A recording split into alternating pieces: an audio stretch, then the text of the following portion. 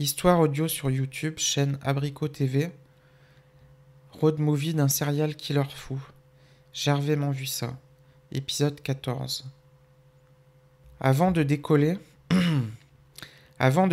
Gervais sort toute la bouffe qu'il avait pris à l'hôtel et en donne au pilote et à Rosa. Du coup, ils attendent un peu d'avoir fini de manger pour décoller. Ils s'empiffrent de saumon et de caviar dans du pain. Gervais donne une bouteille de champagne à Rosa et s'excuse auprès du pilote vu qu'il conduit. Le pilote demande alors à Gervais comment s'est passé le rendez-vous avec Diego. Gervais répond: « Ah super, on a signé pour la mine et dans une semaine elle est à moi et à mon père. » Le pilote lui demande: « C'est toi qui as mis le feu à sa villa ?» Gervais, très mal à l'aise, lui répond: « Quoi, sa villa a brûlé ?» Le pilote lui dit qu'il sait qui a fait le coup, qu'il n'aimait pas Diego. Il le transportait juste régulièrement jusqu'à Maripasoula, mais il ne l'aimait pas du tout, et qu'il n'était pas le seul à ne pas l'aimer. Et il pense que c'est un coup de Pablo, un autre gros propriétaire de mine. Il y a un mois, il a court-circuité la vente d'une mine, la deuxième de Diego. Il lui a passé devant et l'a achetée alors que Pablo était en pourparlers depuis un mois. Pablo n'a pas du tout apprécié. Gervais répond que quand il y est allé, tout était normal, et qu'ils ont signé, mais que l'argent devait être versé dans une semaine lors de la venue de son père. Le pilote lui répond alors que du coup, il ne pourra pas avoir la mine, à moins de renégocier avec son seul fils, qui va hériter de la mine. Gervais répond: « Merde, alors tout est à refaire !» Rosa hallucine. Elle comprend que Gervais est en train d'acheter une mine d'or. L'avion décolle. Gervais et Rosa sont en train de descendre une bouteille de champagne chacun. Ils commencent à être bien pompettes. Rosa lui montre ce qu'elle a dans son sac à main. Un gros sachet de poudre blanche. Elle lui demande: « Tu en veux ?» Gervais n'en a jamais pris. Alors il est ok pour essayer. Chacun se fait une ligne. Ils sont complètement explosés.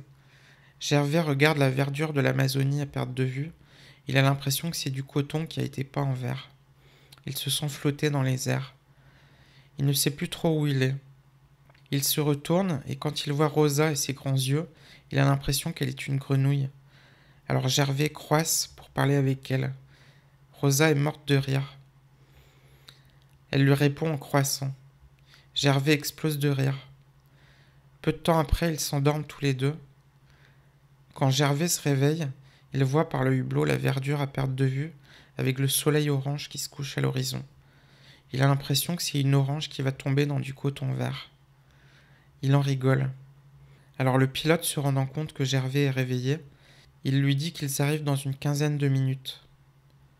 Puis Rosa se réveille, elle parle avec Gervais un moment et finit par lui demander s'il est célibataire. Gervais lui répond que oui, qu'il est célibataire et lui demande pourquoi. Elle sourit. « Ça te dit qu'on partage une chambre d'hôtel cette nuit ? On sera quelques lignes. » Gervais est partant. L'avion atterrit. Le pilote leur dit qu'il va les appeler demain à 11h pour leur dire si l'aéroport de Cayenne est clean. Et que si c'est le cas, qu'ils se retrouvent ici à l'aéroport demain à midi. Gervais et Rosa remercient le pilote et prennent un taxi pour rejoindre un hôtel. Ils arrivent et se posent dans une chambre au nom de Rosa, mais c'est Gervais qui paye. Ils se font une ligne. Ils sont explosés. Rosa pousse Gervais sur le lit et elle lui monte dessus. Ils baisent une bonne demi-heure, puis ils descendent manger au restaurant. À table, Rosa lui demande comment ça se fait que lui et son père achètent une mine d'or. Gervais répond que son père a fait fortune dans la chimie fine et qu'il cherche à se diversifier. Alors Rosa ne comprend pas ce qu'est la chimie fine. Gervais, toujours défoncé, lui répond: « Tu vois la grosse chimie ? Eh ben c'est pas ce que fait mon père. Lui, il fait du plus fin, c'est plus subtil. » Rosa lui dit alors qu'elle fait du business sur l'Amérique du Sud avec la coco depuis 1 an, que ça marche bien. Elle va chercher de la coco en Colombie, mais au lieu de partir directement vers l'Europe, elle repart vers le sud, vers Manaus, parce que c'est une route beaucoup plus discrète. Ensuite, il faut amener la coco à un grossiste, soit à Cayenne, soit en Martinique ou à Saint-Martin, pour que ça parte vers l'Europe. qu'elle pourrait gagner beaucoup plus en allant en Europe directement, mais que le voyage est beaucoup plus risqué que ce qu'elle fait, et elle gagne déjà pas mal avec ce qu'elle fait. Gervais et Rosa, après avoir fini de manger, remontent dans la chambre. Ils se font une autre ligne, puis sport en chambre, et finissent par s'endormir. À un moment, Gervais, qui n'était pas très endormi, se dit que si Rosa se barre avec la valise en pleine nuit, il perd tout. Il n'est vraiment pas tranquille de s'endormir. Rosa visiblement dort, elle ronfle un peu. Alors il se lève discrètement, il descend en bas de l'hôtel, il trouve un carillon, une sorte de mobile qui fait du bruit avec le vent, il s'en empare, il l'attache à sa valise et le recouvre d'une serviette qu'il trouve dans la salle de bain, puis il se recouche. Rosa ne dormait pas, elle faisait semblant de ronfler. Elle est en train de devenir parano. Elle se demande pourquoi il est sorti de la chambre. Elle l'a entendu placer un truc métallique au sol. Elle pense aux 2 kilos de coke qu'elle a dans son sac. Alors elle attend un peu. Gervais a l'air de s'être endormi. Il ronfle un peu. Elle est méfiante parce qu'il pourrait très bien simuler. Elle attend encore une demi-heure, puis se lève discrètement et prend son sac. Elle va dans la salle de bain et réussit à soulever un des carreaux du faux plafond. Elle y met son sac et retourne se coucher. Gervais l'a entendu se lever. Lui aussi faisait semblant de ronfler. Il ne sait pas très bien ce qu'elle a fait, mais il n'a pas entendu le bruit métallique du carillon relié à sa valise. Il devient parano. Elle n'a pas pu en si peu de temps regarder ce qu'il y avait dans la valise. Et il aurait entendu le zip de la fermeture éclair, même si elle l'avait ouvert très lentement. Donc il se rassure. Au bout d'une heure, Gervais et Rosa finissent par s'endormir vraiment. Ils ne font plus semblant de dormir.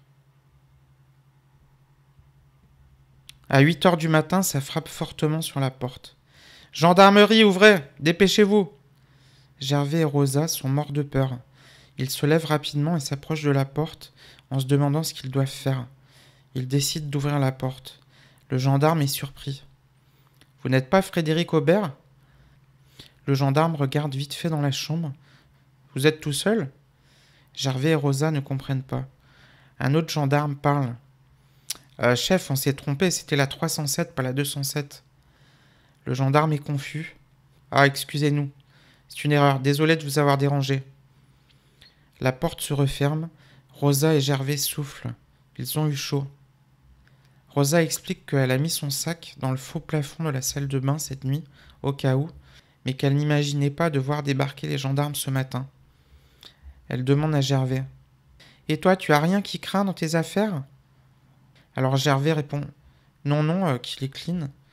Pas de drogue dans ses affaires. » Rosa récupère son sac à main dans le faux plafond et elle dit à Gervais « Je vais manger le petit déjeuner, tu viens ?»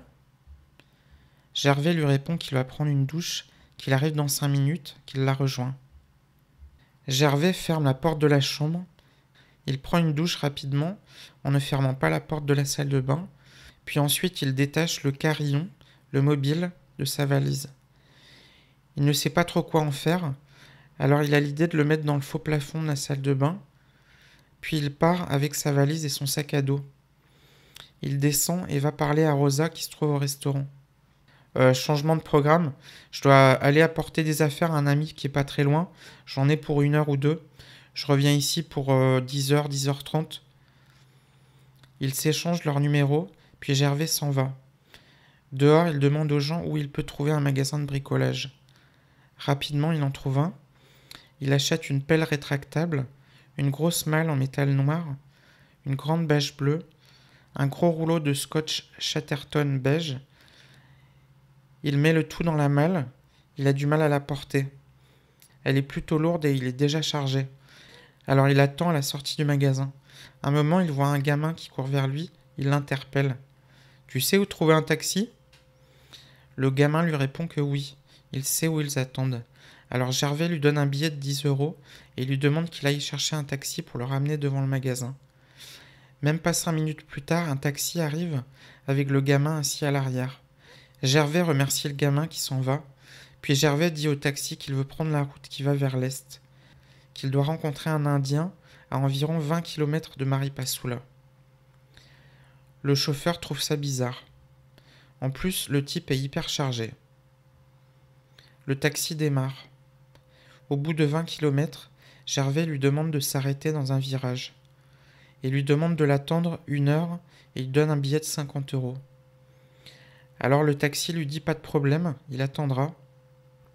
Gervais met un point GPS sur son smartphone, puis il marche dans la forêt pendant environ 2 km. Il transpire, il n'en peut plus. Il tire la malle, puis il fait un virage à 90 degrés à gauche et marche sur environ 500 mètres. Il met un point sur son GPS, puis il sort la pelle rétractable et commence à creuser. Pendant ce temps-là, Rosa est toujours à l'hôtel. Vu son business, elle change souvent de vêtements pour être moins reconnaissable. Alors elle décide d'aller acheter quelques vêtements. Mais elle ne veut pas prendre son sac à main avec les 2 kilos de coke. Alors elle remonte dans la chambre pour planquer son sac à main dans le faux plafond. Mais quand elle retire le carreau, le carillon mobile tombe dans un grand fracas. Elle est effrayée. Qu'est-ce que c'est que ça ? Elle hallucine. Elle se demande qui a pu bien venir dans la chambre. Ou alors c'est Gervais ? Elle décide alors de mettre son sac dans le coin opposé de la salle de bain. Elle soulève un carreau du faux plafond et le referme. Elle ne comprend pas d'où sort ce carillon. Mais elle le remet là où il était et elle part en ville.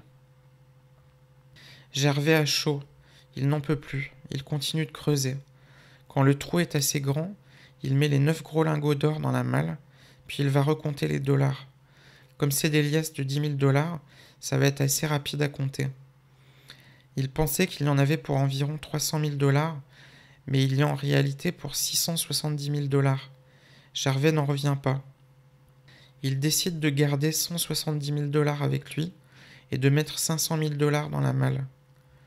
Il referme le tout, met la grande bâche autour de la malle, puis enroule la malle de gros scotch jusqu'à obtenir un gros paquet qu'il place dans le trou.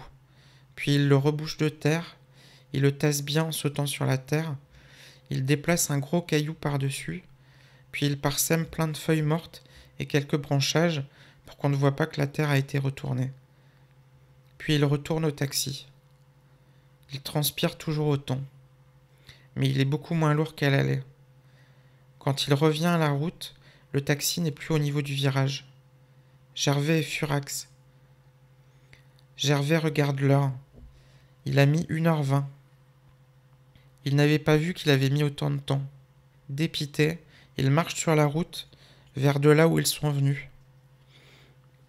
Quand finalement, au bout d'un quart d'heure, le taxi revient. Il y a quelqu'un d'autre à l'intérieur.